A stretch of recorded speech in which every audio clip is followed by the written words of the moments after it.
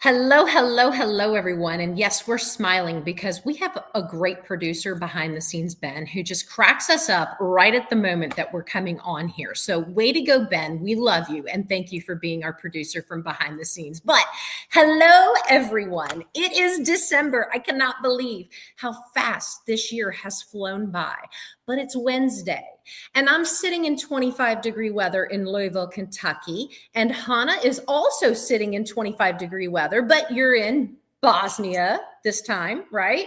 Yes, I am back in Europe to see a little bit of snow because Dubai spoils me with the sunshine too much. Well, it's time for you to get out of the desert and have a little bit of snow. We also have snow here. We had our first snowfall Monday of this week. So I'm excited to talk about global property today and dream about some of these tropical places that we have listed on airdomo.com. And if you haven't checked that out, please do so. But let's get into it. I'm Stephanie Gillison. This is my partner, Hannah Maverick. And today we are going to talk about how the wealthy build global property portfolios and how you can too, even if you don't have that kind of coin. So let's do it, Hannah. Are you ready? I'm ready. I'm so ready. And what I really like about this topic is that it kind of removes the mystery. Wealthy families and high net worth individuals in general really do follow a system when it comes to buying internationally. And it's not luck, they're not lucky, it's strategic. So they use real estate to diversify currency and hedge markets and gain residency options. They generate income and they build that long term wealth that they can pass down. Now, today, what I want to do with you is break down that system in simple terms so that you can see exactly how this applies to you, our audience, whether you want one property overseas or a full global portfolio. How does that sound?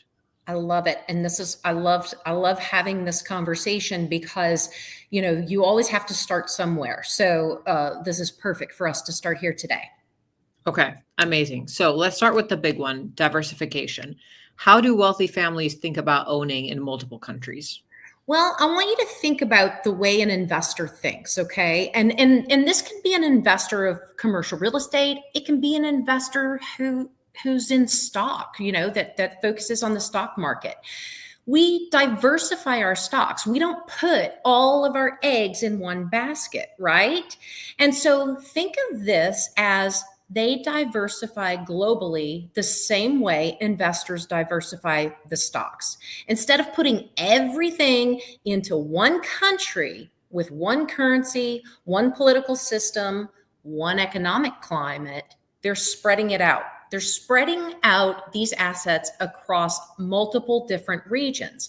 That way, if something happens in this island, you're still having success over here. And kind of like the stock market, we go back to if this stock drops, you've got other ones that might be on the rise. So you're equaling out that portfolio and your risk, can even itself out. And so, you've got to think about that. And of course, you've got to get to those points, but that's where when we're talking about purchasing these properties, and you want to indulge in them yourself, but also thinking about the income producing factor of it and utilizing that income to then diversify and start to buy those additional ones. Does that make sense, Hannah? Exactly. And most people think that they need millions to do that, but really it's about creating the right balance of markets and currencies and property types, which actually brings me to the second part that I wanted to talk about, which is the currency hedging. So Yes. that is something wealthy investors understand deeply. How do they use global real estate to hedge currency risk? So look at where the currency is undervalued, right? Or stable compared to their own. So, like, for example, Americans may buy in Mexico or Costa Rica when the dollar is strong because the money's going to go further. American dollar is going to be going much further than the pesos, for example. Then they earn rental income in a different currency, which creates the natural hedge, right? If the dollar weakens, their foreign asset strengthens. So if you think about this, you're in the United States, let's say. You buy the property in Mexico. The Mexican pesos is far less, and your US dollar is going to go much further. And then you have a renter that's also paying you in US dollar. That's what you have to think about. But you also have to remember that you purchased that property based on the Mexican pesos. And so you start applying that, and that's how you get extremely smart about how you diversify your portfolio. Exactly. And that is such a smart play because I think a lot of people don't even think about currency as part of their real estate strategy. So I'm really glad that we mentioned that as well. Now, going into appreciation versus rental yield, another concept wealthy investors use is understanding the difference between appreciation markets and yield markets. Could you break this down for us? Well, just like commercial real estate, okay, wealthy investors know that you can't expect one property to do every single thing. It can't do all the work, it can't make all the money, right? So you've got to structure the portfolios like this. Appreciation markets like Turks and Caicos. And if you go to airdomo.com, you're going to see all the Turks and Caicos on there because it's just gorgeous. So much to choose from. But let's get back to the education factor first. But places like Turks and Caicos or certain parts of Costa Rica where property values have consistently, significantly risen, they have been on a climb for the last decade. And it's been a significant climb. Okay. And so that's why they're considered the appreciation market. And then you have yield markets. And those are going to be places like Tulum, Belize, and a big one right now, Dominican Republic and Panama. And that's where short term rentals generate strong monthly income. And the reason they generate strong monthly income is because the rental yield versus what you pay for the property is strong. And I'm going to take Tulum out of that for a second because right now Tulum's on sorry Tulum, but it's on a little bit downward spiral right there. There's just a lot of inventory. And so you have to look at that inventory that is in market and currently available. And so rental right now is not doing too hot there. I think it'll get, changed up a little bit, when it becomes again popular. Everybody goes onto this roller coaster. But Belize and Dominican Republic and Panama, those are big ones. They balance both appreciation markets and yield markets. They balance both. One builds equity and one builds cash flow, right? One builds equity, one builds cash flow.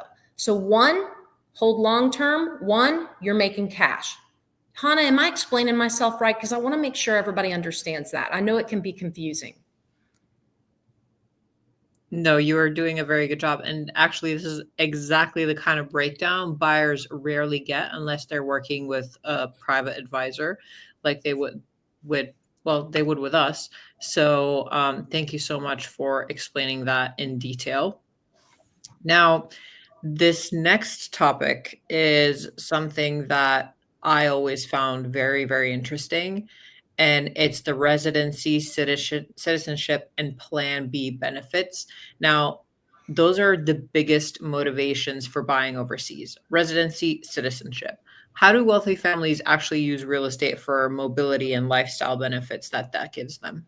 Well, like you said, this is a massive strategy. Real estate can give you residency in countries like Portugal, Greece, Panama, citizenship through investments in parts of the Caribbean, in and throughout different parts. There's tax advantages depending on the jurisdiction. There's a personal or a family Plan B option. There's enhanced travel freedom with global mobility. But here's the thing, you've got to think about it globally and not just locally. There is a way to be able to leave legacy properties this way. We all get, and I'm not a tax person, you guys, so I don't want to get too in the weeds on this because you need to speak to your tax professional. But when you are buying property and you look at the tax advantages on that income or the tax advantages of just having your money there, and you look at the estate tax, right? When you pass on, there is advantages there. And that's something that you want to go to your professional and have that discussion on, and make sure your professional understands international tax law and they understand it, for whatever country is your home base and the one you're primarily filing the taxes in. if that makes sense. Because it's not just about property anymore. It's also about, where are you looking to have that freedom? Where are you looking to have that additional residency for your extreme net worth? Correct. And this is where I usually take Dubai as an example, because with buying property, there's residency options and there's no personal income tax. It's such Right. a good option. And you get sunshine year round, which is also amazing. And heat, right? Yes, a big motivator. So going into asset protection and legacy building, which is also an important topic when we talk about a global property portfolio. This is where wealthy families really think long term. Stephanie, how do they use global property for that legacy? Well, they love those countries that offer the strong privacy protections, right? Those that don't disclose where, what, how, when, who owns what. Obviously, they're going to want to have the stable environments, stable political, economics, finances, all of those things. You're going to want to have favorable inheritance laws. You're going to want to make sure that when you pass, that passes to your heirs and not pass back to the government. So there's a whole lot of things you want to look into for that. But also, too, the LLC or trust ownership structures that exist in that country. Obviously, having so many that we've covered in the past webinars that we've done, we've talked about the low or no annual property taxes in majority of these places that we've covered. And so, there's such benefits to saving, right, on the maintenance, the yearly expenses. And so this can give you solid long-term growth in the long run, especially when you do a buy and hold scenario, right? If you're looking to go globally to flip property, that's a different strategy. This is going to be more for buy and hold when you're looking to grow your wealth globally. Understood. That is going to become multi-generational at that point.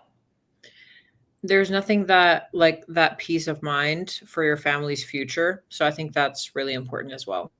Well, and by the way, it's nothing better than I'm so sorry that you've, what have you received, and to have these places all over the place for your family to enjoy for years and years to come.